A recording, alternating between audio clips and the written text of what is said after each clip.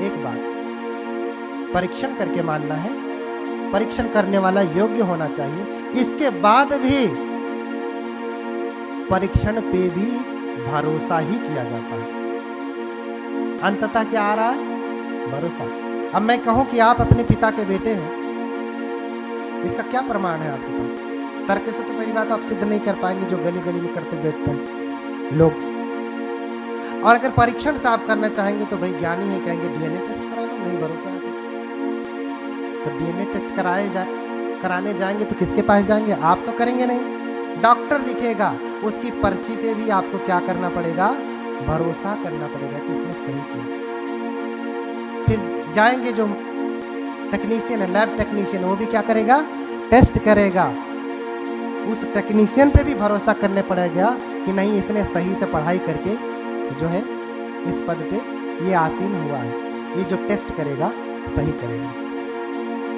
जो मशीन वो उपयोग करेगा उस पे भी आपको भरोसा ही करना पड़ेगा। अंततः जो रिपोर्ट आई उस पे भी आपको भरोसा ही करना पड़ेगा कि ये रिपोर्ट सही है। चुनाव का हाल देख ही लीजिए, रिपोर्ट ही सही माना गया ना, भरोसा ही किया गया ना, गलत हो जैसे।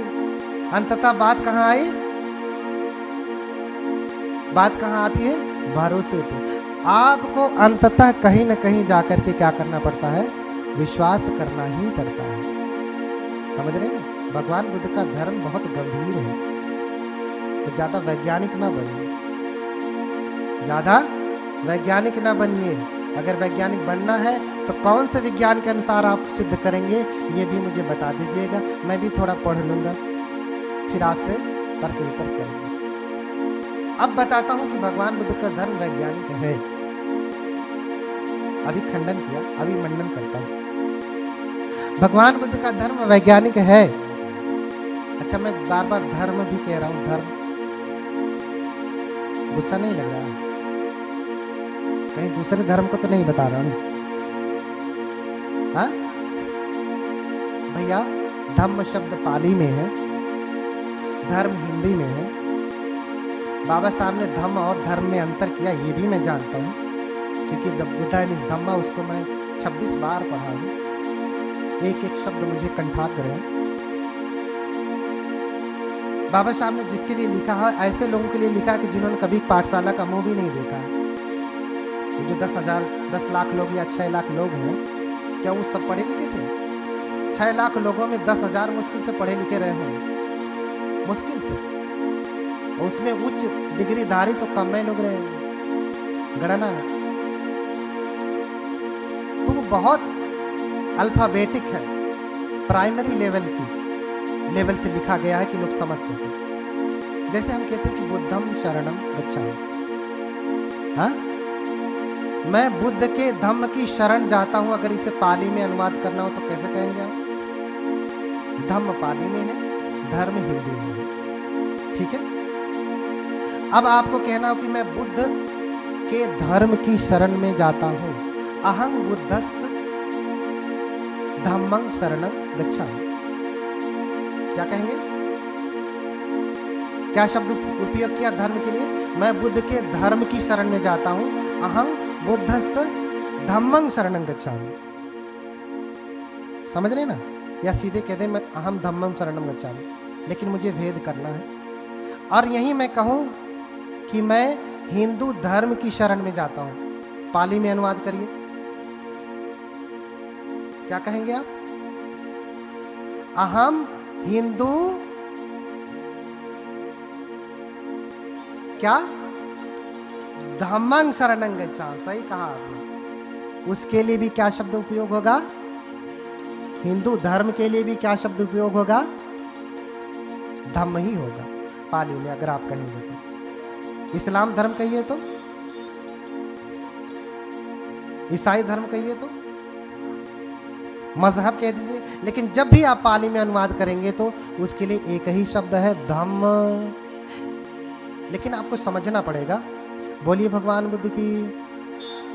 थक गए क्या? हम भी बैठे हैं, हम कोई दौड़ नहीं रहे। आप तो हिल डुल भी रहे, हमारा इतना ही हिल रहा है, हम कुछ नहीं हिला रहे हैं। आपसे ज्यादा तप कर रहे हैं। हाँ, बोलिए भगवान बुद्ध की। बैठिए। अरे बुद्ध बनना इतना आसान होता तो आप बन नहीं जाते। बुद्ध 6 साल एक आसन पे बैठे रहे, आप 6 घंटे नहीं बैठ पाते। और परम भगवत्ता को कैसे प्राप्त करेंगे? हाँ, परम भगवत्ता को कैसे प्राप्त करेंगे? धर्म को कैसे प्राप्त करेंगे? मुक्ति कैसे प्राप्त करेंगे? इतना आसान थोड़ी नहीं है कि चलो भाई दाल चावल रख दिया और खा लिया। ऐसा नहीं, तब करना पड़ता है, तब करना पड़ता है। ठीक है? तो धम्म और धर्म में कोई भेद नहीं। धम्म पाली में है, धर्म हिंदी में है। अब भाव समझिए कि जब हम धर्म कह रहे हैं तो धर्म का क्या अर्थ है। ठीक है? जैसे एक शब्द ले लीजिए, सत्य। शब्द क्या है? सत्य। अच्छा, हम किसी हिंदू व्यक्ति से पूछेंगे कि बताओ सत्य क्या है, तो वो क्या कहेगा? ब्रह्म सत्यम। क्या कहेगा? शब्द क्या है? सत्य। किसी हिंदू व्यक्ति से पूछा जाए तो क्या कहेगा? ब्रह्म सत्यम। भैया उसके धर्म में ब्रह्म सत्य है। लेकिन वही बात बौद्ध धर्म में आकर के आपसे पूछा जाए कि बताओ कि सत्य क्या है, तो क्या कहा जाएगा? दुखं सत्यं। हाँ, पाली में कहा जाए क्या? सत्य वही है, शब्द वही है, लेकिन सत्य उनके लिए ब्रह्म है, बुद्ध के लिए दुख है। इसलिए पहला आर्य सत्य क्या है? इदं खोपन भिक्खवे दुखं आर्य सत्यं। जाति पि दुखा, जरा पि दुखा, व्याधि पि दुखा, मरणं पि दुखं। हाँ, अपिये ही संपयोगो दुखो, पिये ही विपयोगो दुखो, यम पिच्छं न लभति तम पि दुखं, संकितेन पंच उपादान खंधा दुखा। ये सब कुछ सत्य है। बुद्ध ने क्या कहा? दुख सत्य है। इसलिए शब्द को लेकर के लड़ाई मत करिए,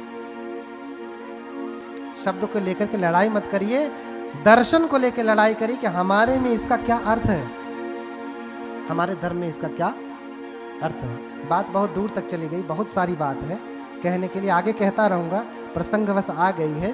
बोलिए भगवान बुद्ध की। तो 3 चीजें मैंने कहा। भगवान बुद्ध का धर्म तर्क की कसौटी पे नहीं, परीक्षण पे कसा जाता है। परीक्षण को कसने वाला भी योग्य होना चाहिए, और वो परीक्षण पे भी अंततः क्या करना पड़ता है? आंखें बंद करके मानना ही पड़ता है। अंततः क्या आता है? भरोसा ही आता है। लेकिन वो भरोसा परीक्षण की प्रक्रिया से गुजरता है, ऐसे ही नहीं। कैसे? परीक्षण की प्रक्रिया से गुजरता है। ऐसे ही आंखें बंद करके नहीं माने।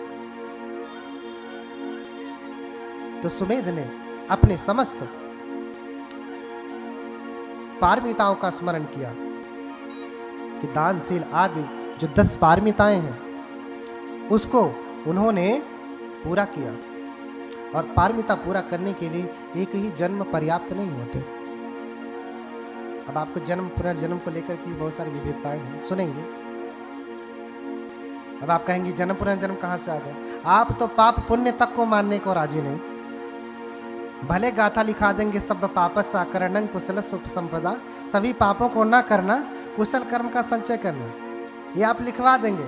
लेकिन आप कहेंगे बौद्ध धर्म में पाप पुण्य होता ही नहीं। भैया गाथा क्यों लिखवाए?